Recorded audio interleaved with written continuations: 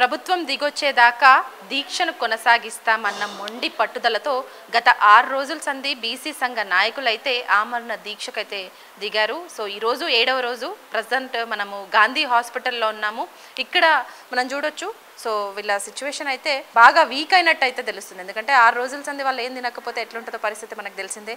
So salines ద్వారా వాళ్ళకి కొంత ఎనర్జీ ఉండడానికి మాత్రం ఇక్కడ ట్రీట్మెంట్ అయితే అందిస్తున్నటువంటి పరిస్థితి అయితే మనకు కనిపిస్తుంది. సో మెయిన్గా వీళ్ళ ప్రధానమైన డిమాండ్ వచ్చేసి సో ముఖ్యంగా కామారెడ్డి డిక్లరేషన్ అమలు డిమాండ్ అయితే ప్రధాన కారణం. దాంతోపాటు స్థానిక సంస్థల్లో 42% వాటా వెంటనే ప్రకటించాలి, బీసీలకు వాటా వెంటనే ప్రకటించాలన్న ప్రధానమైన డిమాండ్తోనైతే వీళ్ళు దీక్షకు దిగారు. ఒకసారి మనం మాట్లాడిద్దాం. సో జక్కని సంజయ్ అన్న ఉన్నారు. సో ఈయన బీసీ ఆజాదీ యూత్ ఫెడరేషన్ రాష్ట్ర అధ్యక్షుడు. ఒకసారి మనం మాట్లాడించి సో ఇంకా వాళ్ళ డిమాండ్స్ ఏంటి, సో ఏం ప్రభుత్వాన్ని డిమాండ్ చేస్తున్నారు, సో ప్రభుత్వం దిగొచ్చేదాకా వీళ్ళ దీక్ష ఇట్లాగే కంటిన్యూ అవుతుందా లేదా అన్న విషయాలను అడిగి తెలుసుకుందాం. అన్న చెప్పండి, సో ఎన్ని రోజుల సంది అంటే మీకు మద్దతు ఏ విధంగానైతే వస్తుందో బెదిరింపు కాల్స్ కూడా అట్లాగే వస్తున్నాయి అనేసి విన్నామన్న. సో ఈ 6 రోజుల్లో సిచ్యువేషన్ ఎట్లా ఉంది? మీరు ఏదైతే మొదటి రోజు స్టార్ట్ చేసిరో ఆ రోజు నుంచి 6 రోజుల పాటు ఏమేమి జరిగినాయి మాతో షేర్ చేసుకోండి. నమస్కారం అక్క.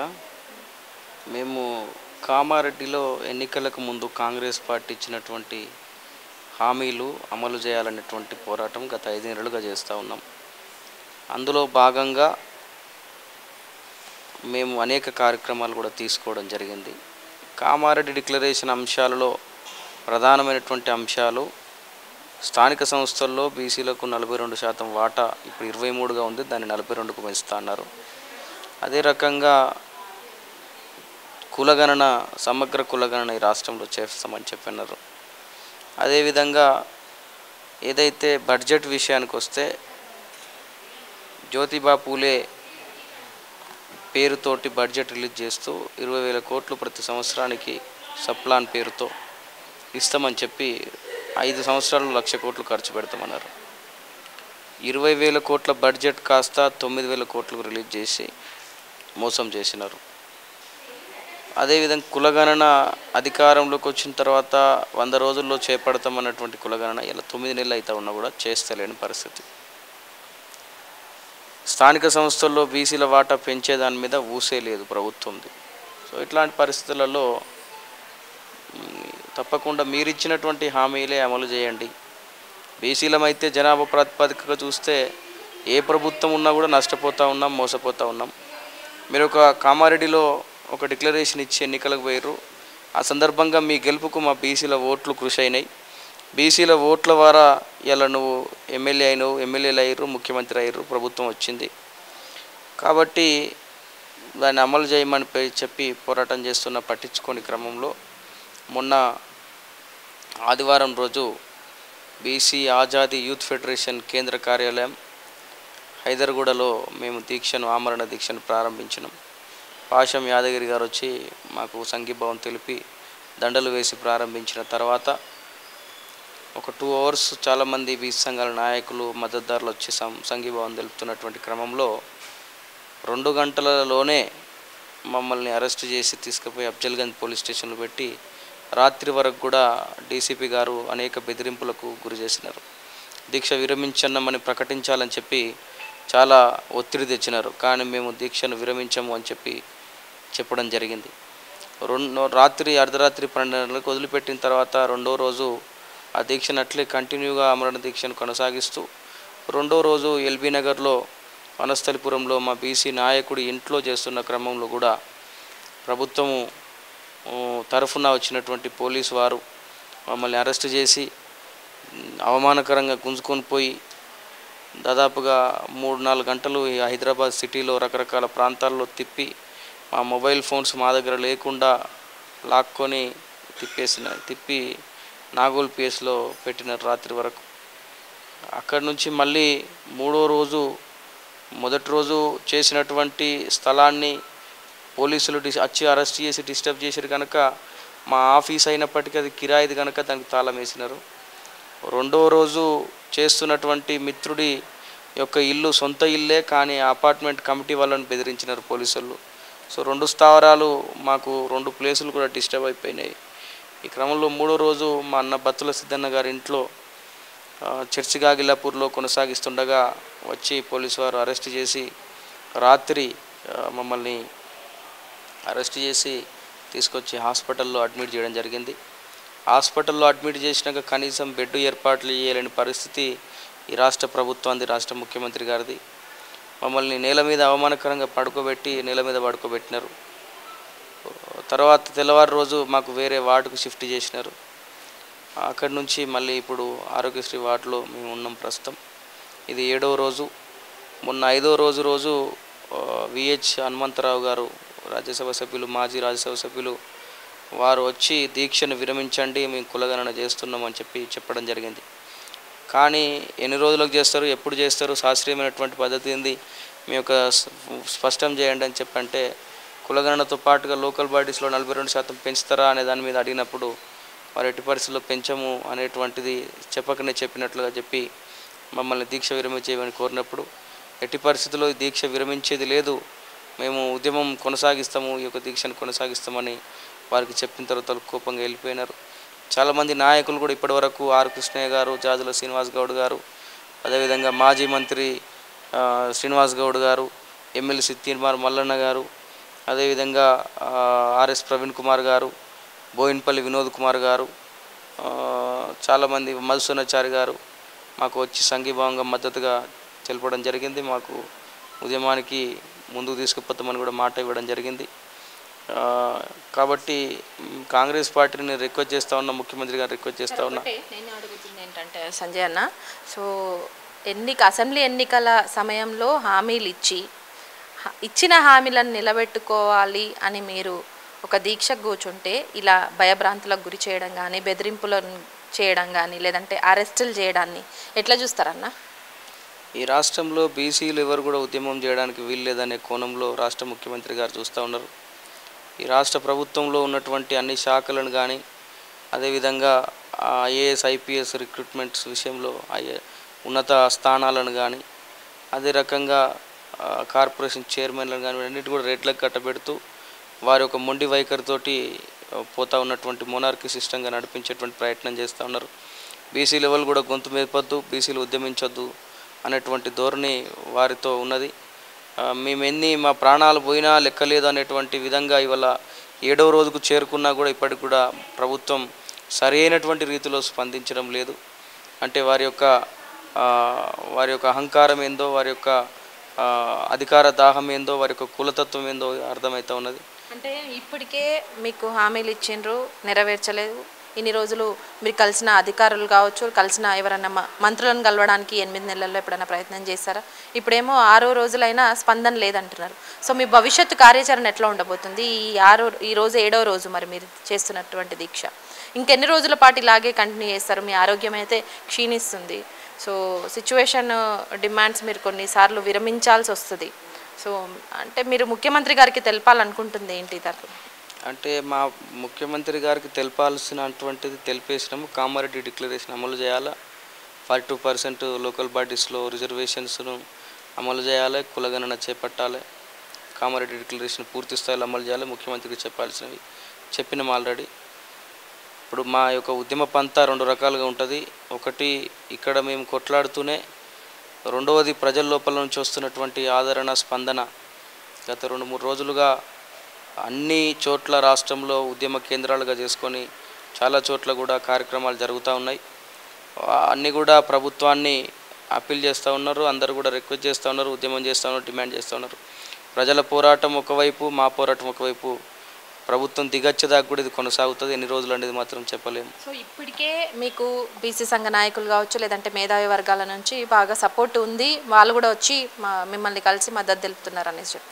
సో మరి ఇప్పటికీ కూడా ముఖ్యమంత్రి గారు ఈ విషయం మీద ఎలాంటి స్పందన లేదు. స్పందిస్తారని అనుకుంటున్నారా? స్పందించకపోతే మీ కార్యాచరణ ఎట్లా ఉంటుంది? స్పందించక తప్పదు ముఖ్యమంత్రి గారు. ఒకవేళ స్పందించకపోతే రాబోయేటువంటి ఉద్యమం ప్రళయం 3 కోట్ల మంది బీసీలు చూస్తూ ఉన్నారు. వారంతా కూడా చైతన్యంగా ఉండి ఈ ఒక ఉద్యమం చేయడానికి సిద్ధంగా ఉన్నారు. చాలా చోట్ల కూడా ఉద్యమ కేంద్రాలుగా చేస్తూ ఉన్నారు. ఒకవేళ ముఖ్యమంత్రి గారు స్పందించకపోతే కనుక 3 కోట్ల మంది బీసీల యొక్క ఉద్యమ ప్రళయంలో వాళ్ళు కొట్టుకుపోవాల్సి వస్తుందనేది నేను తెలియజేస్తా ఉన్నాను. మొత్తానికైతే బీసీల విషయంలో ఖచ్చితంగా సీఎం రేవంత్ రెడ్డి స్పందించాలనేసి మాత్రం సంజయ్ అన్న ప్రధానమైన డిమాండ్గా కనిపిస్తుంది. దాంతోపాటు ఇంకా కొన్ని డిమాండ్స్ని అయితే సీఎం ముందు పెట్టారు. సో ఇప్పుడు ఇక్కడ మనతో పాటు మాట్లాడడానికి హిందూ బీసీ మహాసభ ప్రెసిడెంట్ సిద్ధేశ్వర్లు, ఒకసారి ఆయనను కూడా మనం మాట్లాడిద్దాం. ఏం చెప్తారు తను అనే విషయాన్ని. అన్న, మీరు కూడా ఈ 6 రోజులు సంధి చేస్తున్నారు, ఈరోజు 7వ రోజు. 7 రోజులు చేరింది. సో మీ ఏజ్ కూడా కొంచెం ఎక్కువే. సో మరి సపోర్ట్ చేస్తుందా ఆరోగ్యం మీకు? ఇన్ని రోజుల నుంచి మీరు అన్నం తినకపోతే మరి గవర్నమెంట్ ఏమో మొండి ధోరణితో పోతుంది. సో ఇచ్చిన హామీలను నిలబెట్టుకునే విషయంలో కాంగ్రెస్ గవర్నమెంట్ని అందరూ ఫెయిల్యూర్ అంటున్నారు. మీరేం చెప్తారు? ఫెయిల్యూర్, ప్రజలకు సేవలు చేయడంలో ఫెయిల్యూర్ కాదు, ఇది వంచన. ఎందుకనంటే వాళ్ళు సక్సెస్. వాళ్ళు ఇప్పుడు మేము ఉదయపూర్ డిక్లరేషన్ అడిగినాం అప్పుడు ఎన్నికల ముందు. పాత ప్రభుత్వం మీద మాకు అసంతృప్తి ఉండి మిమ్మల్ని గెలిపిస్తాం, ఉదయపూర్ డిక్లరేషన్ అమలు చేయండి అని అడిగినాం. ఉదయపూర్ డిక్లరేషన్ ఏంటంటే ప్రతి పార్లమెంట్కు 2 ఎమ్మెల్యేలు, అయితే అది అమలు చేయలేదు. దాని ప్రకారం ప్రతి 17 పార్లమెంట్లకు మనకి ఎన్ని రావాలి? 34 రావాలి ఇక్కడ ఎమ్మెల్యే సీట్లు. కానీ ఏమైంది, ఇక్కడ కేవలం 19 ఇచ్చిండ్రు. దాంట్లో ఓల్డ్ సీట్నే ఓడిపోయేటి ఇచ్చిండ్రు. సరే, అయినా పర్వాలేదు, పాత ప్రభుత్వం మీద వ్యతిరేకతతోటి మేము అంగీకరించినాం. అయితే ఉదయపూర్ డిక్లరేషన్ అమలు చేయాలని గట్టిగా పట్టుబట్టినప్పుడు వాళ్ళు ఏం చేశారంటే కామారెడ్డి డిక్లరేషన్ ఒకటి తీసుకొచ్చారు. కామారెడ్డిలో బహిరంగ సభ పెట్టి దాని ప్రకారం స్థానిక సంస్థల ఎన్నికల్లో మేము 42% ఇస్తాం, తర్వాత కుల జనగణన చేస్తాం. ఈ రెండింటి పట్ల మేము సాటిస్ఫై అయినాం, ఓట్లు వేసినాం, గెలిపించిన కాంచి ఇంకా వంచన స్టార్ట్ అయింది. గెలిచిండు, ఆయన ముఖ్యమంత్రి అయ్యిండు, ఆయన అవసరం వెళ్ళిపోయిన తర్వాత మంత్రులు తన వర్గమే, తన సామాజిక వర్గమే, తర్వాత నామినేటెడ్ పోస్టులు వాళ్ళవే, అధికారులు ఉన్నత పదవులంతా వాళ్ళకే. ఇట్లా చేస్తూ వస్తుండే. ఎంత చేస్తూ వచ్చినా మాకు కుల జనగణన చేస్తాడు, తర్వాత 42% మాకు స్థానిక సంస్థలు ఇట్లా ఇస్తాడు. ఎందుకంటే మేము చిన్న స్థాయి, సరే స్థానిక సంస్థల్లో చాలే అని అనుకున్నాం. మేము పెద్దగా ఏం ఆశించలే. మేము ముఖ్యమంత్రి పదవులు ఇవ్వమని అడుగుతలేము. ఇప్పుడు నీకు ముఖ్యమంత్రి పదవి పొందిన అన్ని పదవులు మీరే తీసుకున్నారు. కనీసం మేము అడుగుతున్నది ఒక సర్పంచ్ పదవి, ఒక ఎంపీటీసీ, ఒక జెడ్పీటీసీ, మున్సిపల్ అయితేనే వార్డు మెంబర్, కౌన్సిలర్, కార్పొరేటర్, ఈ పదవులు మేము అడిగినాం అంతే. అవి నువ్వు హామీ ఇచ్చినావు కాబట్టి అడుగుతున్నాం. మేము హామీ ఇవ్వకపోతే మేము ముందే మీరు అడగలేదు, ఇవి ఇవ్వమని అడగలేదు. వాటి నుంచి తప్పించుకోవడానికి కామారెడ్డి డిక్లరేషన్ ఇచ్చినావు. ఇవాళ ఏమంటుండు, అది సుప్రీంకోర్టు ఒప్పుకోదు, 50% సీలింగ్ ఉన్నది, రకరకాల కారణాలు చెప్తూ దీని మరి రకరకాల కారణాలు చెప్తున్నారు. ఇవన్నీ అసెంబ్లీ ఎలక్షన్స్ ముందు ప్రచారానికి వచ్చినప్పుడు మీకు హామీలు ఇచ్చినప్పుడు కనబడలేదంటారా? అది వాళ్ళ మనసులో ఏమున్నదంటే వంచన చేస్తాం అనేది. ఒక ఇంటర్వ్యూలో కూడా చెప్పిండు, అమెరికాలో ఏదో ఇంటర్వ్యూలో, మీరు కూడా బూటక వాగ్దానాలు ఇస్తారంటే ఆ బూటక వాగ్దానాలు ఇస్తాం, ప్రజల్ని ఇవాళ మామూలు అయిపోయింది కదా పొలిటికల్ పార్టీలది అని మాట్లాడిండు ఆయన ఒక సందర్భంలో. కాబట్టి ఇవాళ అట్లా అదే పద్ధతిలో కొనసాగుతున్నది, మార్పు ఏమీ లేదు. అందుకని మనం ఏమంటున్నామంటే, ఆయన ఇవాళ నిన్న మొన్న ఏమంటున్నాడు, మధ్య మార్గం అని చెప్పేసి 42% మేము అమలు చేస్తాం. అమలు ఎట్లా అంటే 23% మేము చట్టబద్ధంగా ఇస్తాం, 19% మేము మా పార్టీ తరఫున ఇస్తాం అని. అంటే పార్టీ తరఫున నువ్వు ఇస్తావు, మిగతా పార్టీలు ఇవ్వరు. పోనీ మిగతా పార్టీల పైన కూడా మేము పోరాటం చేస్తాం, సరే వాళ్ళు కూడా ఇస్తారు. కానీ నువ్వు ఒక గ్రామంలో బీసీకి ఇచ్చినప్పుడు వాళ్ళు ఇంకో గ్రామంలో బీసీకి ఇస్తారు. నువ్వు ఒక గ్రామంలో బీసీకి పెట్టిన కాడ వాళ్ళు రెడ్డిని పెడతారు, వాళ్ళు బీసీకి పెట్టిన కాడ నువ్వు రెడ్డికి పెడతావు. అప్పుడు ఆటోమేటిక్ ఏమవుతుంది, ఆ బీసీ దెబ్బతింటాడు, ఈ బీసీ దెబ్బతింటాడు. ఒక గ్రామంలోనే 4 పార్టీలు అందరు రిజర్వేషన్ చట్టబద్ధంగా ఉన్నప్పుడు అందరు బీసీలకి ఇవ్వాల్సి వస్తుంది. అందరు బీసీలకి ఇచ్చినప్పుడు బీసీల మధ్య తక్కువ స్థాయి పోటీ ఉంటుంది, ఎవరో ఒక బీసీకి గెలుస్తాడు. కానీ వేరు గ్రామాలలో ఈ 19% ఇట్లా ఇచ్చుకుంటూ పోయినప్పుడు ఏ గ్రామంలోనూ బీసీకి గెలవలేడు. అప్పుడు ఏమవుతుంది, బీసీలకు నువ్వు చట్టబద్ధంగా కాకుండా 19% అదనంగా ఇవ్వడం వల్ల, మీ పార్టీ తరఫున ఇవ్వడం వల్ల బీసీలను బలిపీఠం మీదకి నెట్టడమే, వాళ్ళని బలి చేయడమే, నష్టం చేయడమే. సో ఒకవైపు ఏమో బెదిరింపులు, మిమ్మల్ని దీక్ష విరమించమని, ఇంకోవైపు చూసుకుంటే మద్దతు. ఇప్పుడు చూస్తున్నాం, మేము వచ్చిన దగ్గర నుంచి చాలామంది మిమ్మల్ని వచ్చి పరామర్శించి వెళ్తున్నారు. సో ఈ రెండింటిని మల్టిపుల్గా అంటే బ్యాలెన్స్ చేస్తూ మీరు ఈ దీక్షని ఎట్లా కొనసాగిస్తారు? నిజంగా మీ ఆరోగ్యం విషయంలో ఏమైనా తగ్గే ఛాన్సెస్ ఉన్నాయా? ఏమనుకుంటున్నారు? నిరాహార దీక్ష అనేది ఇవాళ ఆటోమేటిక్గా సడన్గా మేము ప్రకటించింది కాదమ్మా. మేము గత 3 నెలల నుంచి మా రాజారామన్న, మా సమ్ముడు సంజయ్, తర్వాత అక్కడ మా అన్న వచ్చిండు, జైహింద్ గౌడ్, అందరం కలిసి 3 నెలల నుంచి రౌండ్ టేబుల్స్, ప్రెస్ మీట్లు, అనేకమైన దీక్షలు, లాస్ట్ సత్యాగ్రహ దీక్ష, ధర్నాలు అన్నీ చేసుకుంటూ వచ్చినాం. మరి ఇప్పుడు ఇంకా ఈ వయసులో మేము ఏం చేయగలుగుతాము? ఒక బలవంతుడితో పోరాడడానికి మమ్మల్ని మేము శారీరకంగా నష్టం చేసుకోవడమే ఒక ఆమరణ దీక్ష. ఆమరణ దీక్ష చేయాలనేది మాకేం బుద్ధి ఉండదు కదా. ఈ వయసులో ఆరోగ్యం నష్టం జరుగుతుంటుంది, డాక్టర్లు చెప్తున్నారు చాలా ఇబ్బంది ఉన్నది అని చెప్పేసి. ఎప్పుడు ఈ వయసులో ఆమరణ దీక్ష అనేది ఒకరోజు అన్నం తినకుంటేనే కష్టమవుతుంది. వారం రోజులు తినకపోవడం వల్ల ఎప్పుడు హార్ట్ అటాక్ వస్తుందో తెలియదు, ఎప్పుడు పక్షవాతం వస్తుందో తెలియదు. అయినా చేస్తున్నామనంటే మా జాతి బాగుపడాలని, మా బీసీ కులాలు బాగుపడాలని, మాకు అవకాశం ఇస్తలేవని. సర్పంచ్ కార్డు ఇవ్వకపోతే మాకు ఎక్కడ ఇస్తాం? ఇక మేము రాజ్యాధికారం మేము వస్తాం. ఓట్ల విషయానికి వస్తే రెడ్లు లేకపోతే ఇంకా అగ్రకులాలతో పోలిస్తే బీసీల ఓట్లే ఎక్కువగా ఉంటాయి. మరి బీసీలకు సీట్లు ఇచ్చే విషయంలో మీరు గొంతమ కోరికలు ఏం కోరతలేరు, వాళ్ళు ఇచ్చిన హామీలనే నెరవేర్చమంటున్నారు. సో వాటిని కూడా అంటే చిన్న చిన్న పోస్టులు మీరు చెప్పినటువంటి పోస్టులు అయితే చాలా. సో ఆ తర్వాతనే ఎన్నికలు జరపాలి, ఎందుకంటే స్థానిక సంస్థల్లో 42% వాటా బీసీలకు పెంచాలంటున్నారు. మరి ఇది ఇచ్చే విషయంలో ఎందుకు వెనుకడుగేస్తుంది కాంగ్రెస్ సర్కార్? అది రెడ్డి ప్రభుత్వం, కాంగ్రెస్ సర్కార్ అని కూడా కాదు. పాపం కాంగ్రెస్ అని అంటే రేవంత్ సర్కార్ అన్నారు. కాంగ్రెస్ సర్కార్ అంటే పాపం ఆయన రాహుల్ గాంధీ జిత్న ఆబాది ఉత్న భాగేదారి అని చెప్పి దేశవ్యాప్తంగా తిరుగుతున్నాడు. ఆయన కష్టపడుతున్నాడు, తర్వాత కుల జనగణన చేస్తామంటుండు. వాళ్ళ రేవంత్కు వ్యతిరేకంగా ఈ ప్రభుత్వం కొనసాగుతుంది. ఇది కాంగ్రెస్ ప్రభుత్వం కాదు. ఒక మాట చెప్పాలంటే చంద్రబాబు ప్రభుత్వం నడుస్తున్నది. ఇప్పుడు ప్రజాపాలన అన్నారు, ఇంద్రమ్మ రాజ్యం తీసుకొస్తామని ఎలక్షన్స్లో గెలిచిండ్రు. సో మీరు కూడా విన్నారు కదా, ఇంద్రమ్మ రాజ్యం మళ్ళీ తీసుకొస్తాం, ప్రజాపాలన, ఇది ప్రజల చేత మేము ఎన్నుకోబడ్డాం కాబట్టి ప్రజలకు ఎలాంటి కష్టం వచ్చినా ఆదుకుంటాం అనేసి. ఇంత అంటే 72% ఉన్నటువంటి బీసీల విషయంలో ఎందుకు గవర్నమెంట్ ఇంత మొండి వైఖరి అవలంబిస్తుందంట? ప్రజల్ని అణచివేయడమే. బీసీలు అణచివేస్తేనే వాళ్ళ రెడ్డి పాలన అనేది కొనసాగుతుంది. ప్రజాపాలన కాదు, ఇది రెడ్డి పాలన. అది రేవంత్ రెడ్డి పాలన. పాపం మిగతా రెడ్డిలు కూడా అంత అది కాదు. తన పదవి నిలబెట్టుకోవడానికి కొంత రెడ్డిలు అవసరం అవుతుంది. ఆ రెడ్డిలకి ప్రధానంగా పదవులు ఇస్తే సరిపోతుందని అనుకుంటున్నాడు. గ్రామానికి ఒక సర్పంచ్ రెడ్డి అయితే మొత్తం అన్ని గ్రామాల మీద ఆధిపత్యం ముఖ్యమంత్రి తనకు ఉంటుంది. ఇలా గ్రామానికి బీసీలు అయితే మళ్ళీ బీసీ రాజ్యం కోసం ఏడ ప్రయత్నం చేస్తారో అనేది ఉంటుంది కదా. అందుకోసం తన ఆధిపత్యం కోసం చేస్తున్న కుట్రలు ఇవి. అందుకని ఈ కుట్రల్ని మేము గాంధీ మార్గంలోనే, ఆయన రేవంత్ రెడ్డి రాహుల్ గాంధీ ఆలోచనకు విరుద్ధంగా ఉన్నాడు. మేము గాంధీ మార్గంలోనే, గాంధీ ఆలోచనకు విరుద్ధంగా ఉన్నాడు కాబట్టి మేము గాంధీ మార్గంలోనే సత్యాగ్రహ దీక్షను, ఆమరణ నిరాహార దీక్షను ఎంచుకున్నాం. మేము ఈ దీక్షను కొనసాగిస్తాం, ఆపేది లేదు. సరే మా ప్రజలు కదిలినా కదలకపోయినా కదలాలని కోరుకుంటాం. కదలలేదనుకోండి, బీసీలకు రకరకాల పనులు ఉంటాయి, రకరకాల చెరువులు ఉంటాయి, అంత ఈజీగా కదిలి వచ్చే అవకాశం ఉండదు. కాబట్టి కదిలినా కదలకున్నా అందరికైతే తెలుస్తుంది కదా నీ వైఖరి ఏందో మా వైఖరి ఏందో. ఒకవేళ స్థానిక సంస్థల ఎన్నికలంటూ 42% వాటా లేకుండా జరిపితే మా శవాల మీదనే మీరు ఎన్నికలు జరుపుకోవాలని చెప్పేసి మేము రేవంత్ రెడ్డి గారికి తెలియజేస్తున్నాం.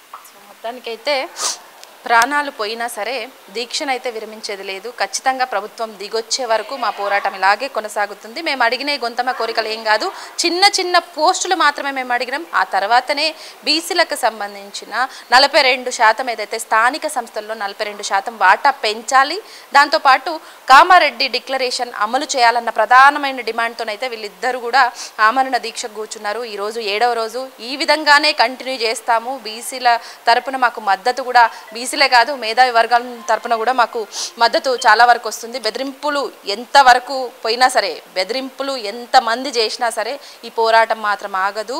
మా ప్రాణాలు అర్పించైనా మాకు కావాల్సిన డిమాండ్స్ను మేము దక్కించుకునే వరకు మాత్రం ఈ దీక్ష ఇలాగే కంటిన్యూ చేస్తుంది అంటున్నారు. వీళ్ళ దీక్షకు మనం న్యూస్ లైన్ తరపున మద్దతు తెలుపుదాం. కెమెరా పర్సన్ రాజేష్తో హరిత, న్యూస్ లైన్ తెలుగు.